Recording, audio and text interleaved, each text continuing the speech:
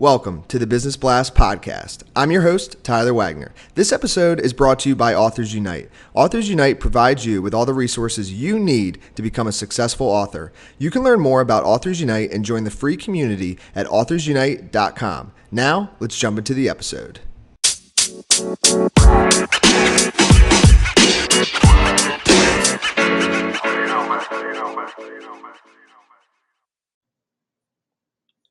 All right, everyone, welcome back to another episode of the Business Blast podcast. I'm your host, Tyler Wagner, and today I have Leela Cosgrove with us. She is the CEO of Strategic Anarchy and the 8%. So welcome to the show.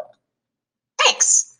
Of course, thanks for coming on. And we will dive in. The first question I have for you is, what is the best story from your life that has an underlying valuable message? It's probably that when I was 16 and I was a raging left-wing socialist, because you know what they say, like, if you're not a socialist before the age of 18, you don't have a heart. If you're still a socialist after the age of 18, you don't have a brain. Yeah. And I was really so like gung-ho about everything and cared deeply about everything, like you do when you're 16. I actually headed up a walkout from my high school during that period. It was like 95, 96. The French were testing nuclear bombs at Mururoa Atoll, which is an island in the Pacific, and we had a big walkout. There's like 8 of us, walked out of school, got suspended from school, ended up on the press everywhere, all across Australia, all across the country, all over the TV, the newspapers, the radio stations. We were like huge celebrities for 2 or 3 weeks. And like, what is a big underlying message from that? It was basically that I learned in that moment that the smartest move I could do was to be one of 8 people who stood up, to have the courage of my convictions, even if those convictions have changed a bit over the years, to have the courage of my convictions and be willing to do what nobody else is willing to do, because without fail, that's where the press coverage, the success, the money, the wins are. And what is the most valuable piece of information we should know that's within your expertise or industry?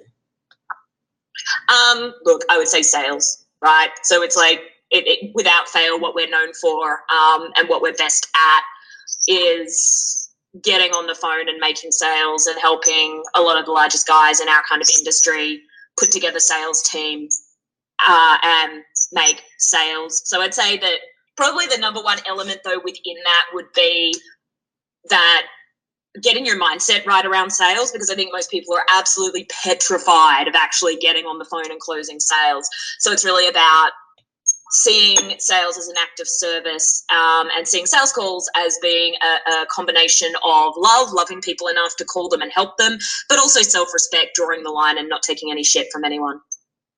And yeah, I couldn't agree more that I think a lot of people are very scared of sales. And once you get over like that leap and you like do it a lot, then like everything changes. Exactly. And what is your best piece of overall business advice? So not necessarily industry specific.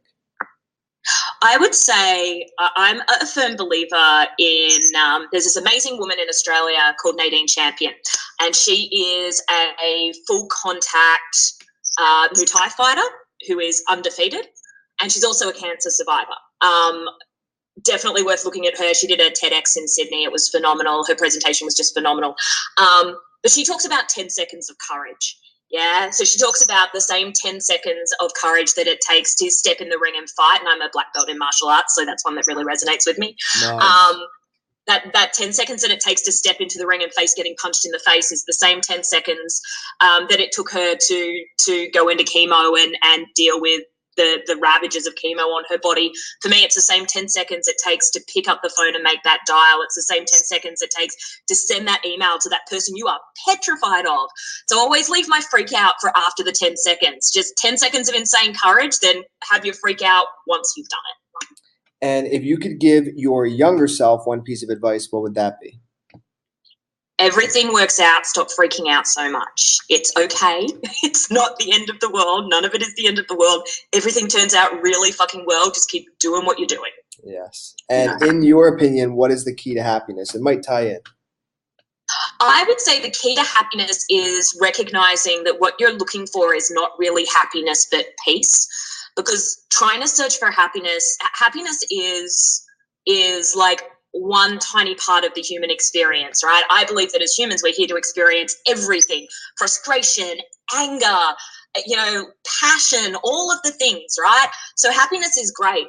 But when you're really, and it's one thing to experience, but recognize that what you're really looking for is peace, because you can find a sense of peace when you're grieving. You can find a sense of peace when you're angry.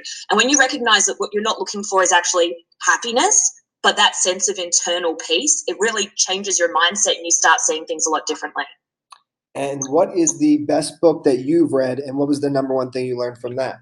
Oh my God, that's such a hard one. I know. I'm a writer. I come from a writing background. So both, I read a lot of fiction as well as nonfiction, which always freaks people out because I think in our industry it's really expected that basically all you read is nonfiction. But I read a lot of fiction, and I think I learned just as much from nonfiction as I do from fiction as I do from nonfiction. But I'd say from nonfiction, look, classic J. Abraham, Getting Everything You Can Out of All You've Got is just like, it'll change the way you think about business. Jay's the master. Jay's one of my mentors, and he's really basically responsible at some level for just about everybody who exists in the market. It's him and Dan Kennedy are responsible for everybody who exists in the marketplace. So anything by those two guys and you're good. And what is your favorite quote and why? I would say my favorite quote is, "You had to hand it to him, he had a plan. No fear, no distractions. The ability to let that which does not matter truly slide," which is from Fight Club, which is my favorite movie, which I can quote pretty much word for word because I've seen it that many times. But it's true. It's that thing, I think, in some ways, if you take out, look, I like the violence of it. I find that quite amusing. But really, if you take that out, if you look at Tyler without the kind of actual Fight Club part of it, you see someone who is an anarchist who is trying to destroy the current system to build a system that's better for everyone. He's looking for different ways to play with society and run society, and that's something I really, really resonate with. Yes. Thank you so much for coming on. The last question I have for you before we let you go is, where's the best place for people to find you online? Either on Facebook, you can find me at Leela Cosgrove, or leelacosgrove.com. Perfect. Thank you again for joining us. It was an awesome interview. Appreciate it. Thanks, Hannah.